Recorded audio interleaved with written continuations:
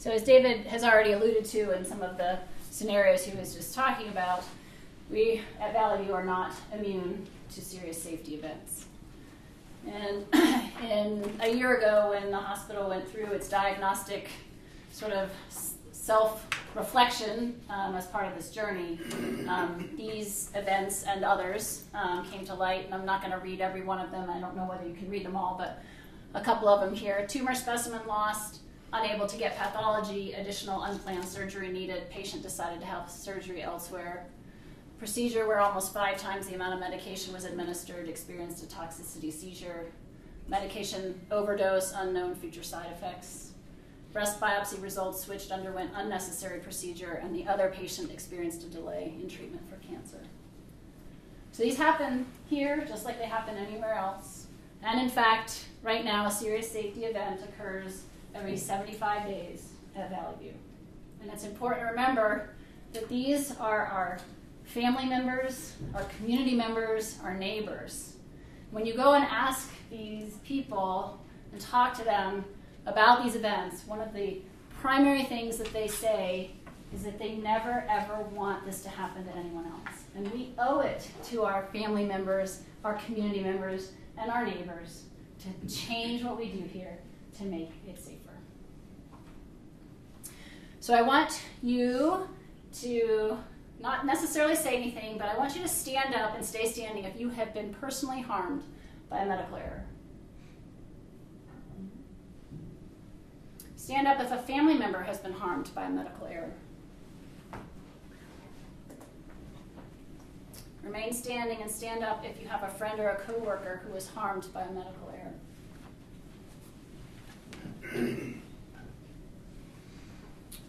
And stand up if you have witnessed harm due to a medical error during your healthcare career. Quite a few people standing here. Oftentimes the whole room is standing. This is the incidence where medical errors are happening. Go ahead and have a seat. So what do our patients expect when they walk into the doors of our hospital? They don't say it, but the first thing that they implicitly say is, "Don't harm me." It's the Hippocratic Oath, first do no harm. Then they want us to heal them, and they want us to be nice to them. But they want it in that order. And we can be as nice to our patients, and we can even make steps to heal them, but if we do something to harm them, it messes the entire experience up.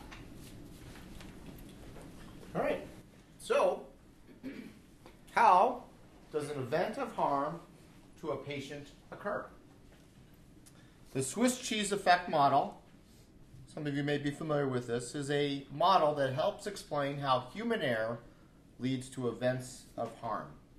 It was originated by James Reason. He was a psychologist who was working in aviation, and he was trying to explain how human error led to events of harm in aviation. In everything we do, we often develop checks and barriers that are built and designed to prevent human error from causing events of harm. And this is called defense in depth. And in this schematic, the slices of Swiss cheese represent defense in depth. And in healthcare, we have lots of defense in depth. When the EHR alerts you after you order a drug that they're allergic to to that drug, that is a defense in depth. When we do a timeout before a surgical procedure to make sure it's the right patient and the right surgery, the right location, that is a defense in depth. When a nurse does a double check on a medication, that is a defense in depth. Sometimes, however, these defense in depth, these checks and barriers fail, and these failures are seen as the holes in the Swiss cheese. And sometimes when all our holes line up appropriately, or line up as intended there or unintendedly, an active error or individual error can lead to an event of harm. So we're going to go through a case, a real case, and you're going to help me identify the defense in depth, okay, and the holes in Swiss cheese.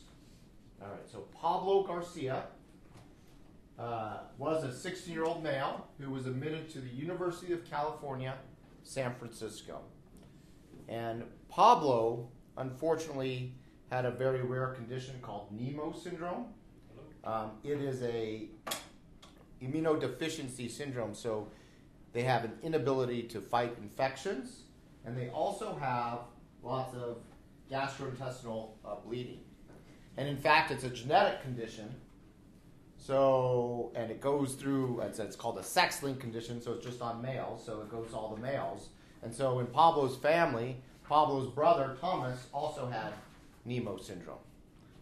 And on this particular occasion, Pablo and Thomas, the 12-year-old brother, Pablo was 16 and Thomas, were admitted to the University of California, San Francisco on the same day.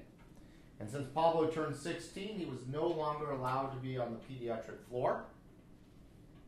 And so Thomas went to one floor, and Pablo went to another. His mother had to choose who she stayed with, and so, very reasonably, she stayed with Thomas. So there was an order for a medication called Septra. Has anybody heard of Septra? Really nothing too dramatic there, right, Matt? Yep. How many times a day you write for Septra? Couple. Right. Well, a week. Right. It's a very common medication. Nothing too serious. So there was an order, and the dose was 5 milligrams per kilogram, and Pablo weighed 38.5 kilograms. And so when the physician put that order in, 5 times 38.5 works out to be 193 milligrams, and the adult dose was 160 milligrams. So the physician wanted not to exceed the adult dose, so she wrote for 160 milligrams. And the computer system was designed to alert anytime there was a discrepancy in more than 5% in the dose of the medication, what was calculated to what was ordered. So the calculated dose was 193, and she ordered 160. So the computer alerted, which is a defense in depth. Exactly. And the pharmacist got that defense in depth, and he called the physician and said, I just need to confirm that the dose you want is 160 milligrams. And she said, yes, that is correct. And he said, will you just go back and change it in the computer? So she's on other patients now. She's very busy. And so she's rushed. She has to wait for the computer to log on. Get the little spinning wheel for a while. So she's really rushed. And where it says 5 milligrams per kilogram, she writes 160. So she enters that order, and it alerts, because now the dose is 6,160 milligrams. But it doesn't just alert for that. It alerts for everything in that system. And so in that institution, when the alerts would pop up, there were so many, what would people do? Click, click, click, click, click, click, click, click, click, click, click, click. And there was no grading of the alerts. An order of 6,160 milligrams of Septra is like a speed limit sign that says the speed limit is 2,500 miles per hour. If you saw that on the highway, you'd probably be like, wow, I'm going to get to rifle faster today. So there was no separation between a serious alert and a nothing alert. So she clicked, click, click, click, click right through. So that's a hole in the Swiss cheese, right? So the alert went to the pharmacist, and it popped up as 6,160 milligrams is too high, another defense in depth. And sometimes when we're working, we see what we think. And he too was busy, and he had just called her and said, 160 milligrams is the right dose. The alert said 6,160 milligrams. They're very similar in how they look. And so when he saw the 6,160 milligrams, he thought it was the same alert as the 160 milligrams before, and he clicked right through it. In order to improve their safety, unfortunately, they had just installed another defense in depth, which was a computerized dispensing machine for the medications, because humans made errors. So now they have a computer. And the computerized dispensing machine took 6,160 milligrams and dispensed out 38.5 tablets of Septra. We don't have anybody in pharmacy here. Do you think that the tech would have said, that seems unusual? So another hole in the Swiss cheese. So that bowl of medication, it was now a bowl of medication, got shipped up to the floor. And the nurse working on the floor didn't typically work on that floor. Another hole in the Swiss cheese.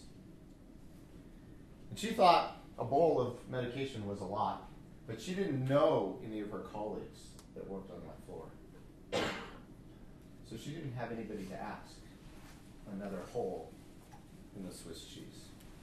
And in fact, right before she went to that floor, she didn't know where she was going. You know what they told her? I don't know what they do on that floor. Sometimes they do a lot of research. So she got that bowl of Septra and justified that I guess they do a lot of research up here. So she took the bowl into Pablo. She was a little still uncertain, and we should ask the patient, is this correct? Well, Pablo's mom had to be downstairs. Another hole in Swiss cheese. Anybody have a 16-year-old? Steve, are they reliable in their... How does a 16-year-old respond? Is this correct? Whatever. Right.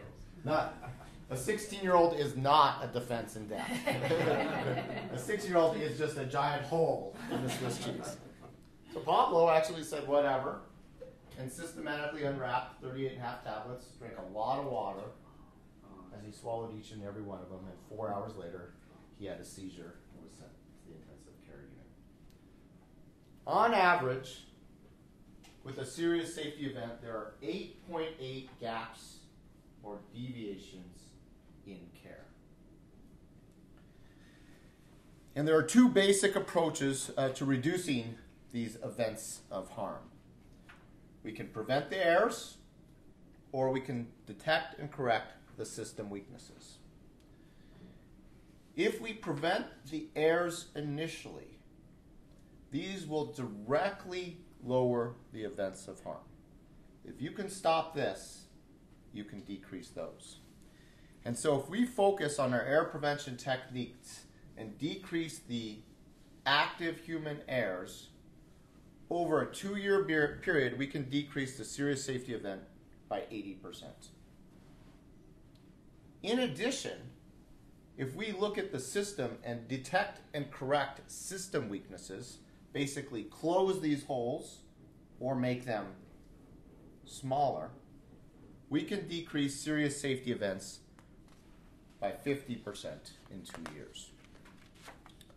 So I want to spend a few minutes talking about systems. And safety is the right mix of performance shaping factors. This inverted triangle represents the system which we all work. And each of us works here at the sharp end. On a daily basis, we each perform about 6,000 to 12,000 tasks, and each of those tasks are influenced or shaped for the better or for the worse by the system in which we work. The organization or the system is represented by the blunt end, and the organization is responsible for the system in which we work. So the organization is responsible to design the structure. And when I say structure, it doesn't just mean the physical structure. It means your work units, who you work with, your teams. The organization is responsible for designing work processes. The organization is responsible for influencing the culture. They are responsible for designing the policies and the procedures, and for designing the technology and the environment. So often, when things don't go as expected, when they don't go as we want, we have a tendency to ask the wrong question. We will often ask, why did he do that? And that is completely the wrong question to ask. The right question to ask is, why did it make perfect sense at that time that he did that? And if we ask the right question, we can get to correcting the system. Every system is perfectly designed to get the results it gets. It is perfectly designed to get the results it gets. A bad system will always defeat a good person. And so we need to design a perfect system. But as a counterbalance to that, we need to adopt these error prevention techniques, knowing that this system is influencing us for the better or for the worse. And if we adopt these error prevention techniques, we can make our outcomes improve on a reliable basis. So when I talk about reliability, what we're talking about as a definition of reliability is the frequency which the intended results occur over time. And high reliability organizations look at this as a mathematical equation. They look at it as risk equals probability times consequences. So as a math major, makes sense. Probability times consequences. So in nuclear power, your risk of harm is 1 in 100 million. In aviation, your risk of death, in fact, 2015 was the safest year for commercial airline travel in the industrialized world. It was 1 in 23 million. And in fact, a child today walking in an airport in the United States has a greater chance of becoming president of the United States than dying in a commercial airline accident. Now, Ellen does not believe that. Every time we get on a plane, she is quite certain it's a 1 in 2 risk, and will often act that way. And in fact, these high reliability organizations, they operate under very trying conditions all the time, and yet manage to have fewer accidents to have fewer than their fair share of accidents. And so what they focus on is not trying to change the consequences. They know that if something goes wrong, it will be bad. The airline industry does not focus on a giant airbag that pops out when the plane goes down and the plane just bounces down the highway. But they should. They should. I would like them to develop a giant airbag that pops out. What they focus on is probability. And in healthcare, as I mentioned earlier, your risk of death is 1 in 382 admissions to a hospital. Valley View, if you look at just the admissions, not the observation, we have about 2,000. Do the math really quick. 5 or 6 serious safety events. We're just like that. Imagine coming in here and your risk of death was 1 in 382. So we need to focus on the probability to become a high reliability organization. And in fact, this idea of reliability needs to be the chassis for which everything is based. If we can make our safety focus perform as intended consistently over time so we have no harm, we could take these same exact concepts and apply them to our evidence-based process bundle so that we consistently, reliably deliver evidence-based care. Do we consistently deliver evidence-based care all the time? Matt? No. Patient-centered. If we consistently apply this idea of reliability over time and apply proven techniques for the patient experience, we can get the satisfaction scores that we want. If we apply it to our financial ideas, we can consistently get the margin in our financial success. So reliability needs to be the chassis on which everything is based. Okay.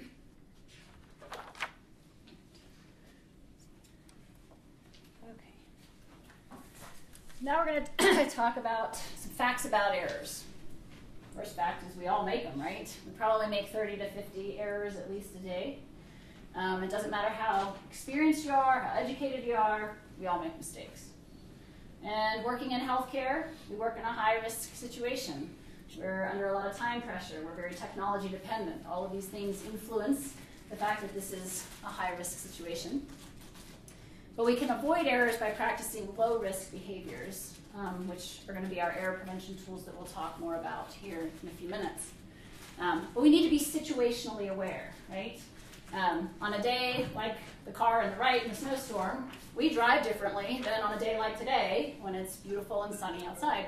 In a snowstorm, we're going to slow down, we're going to increase the distance between us and the car in front of us, we're going to turn our windshield wipers on. A lot of different things that we do. We are aware that we are at more risk for getting into an accident, and we do things differently. We need to apply that same concept to our work environment in healthcare.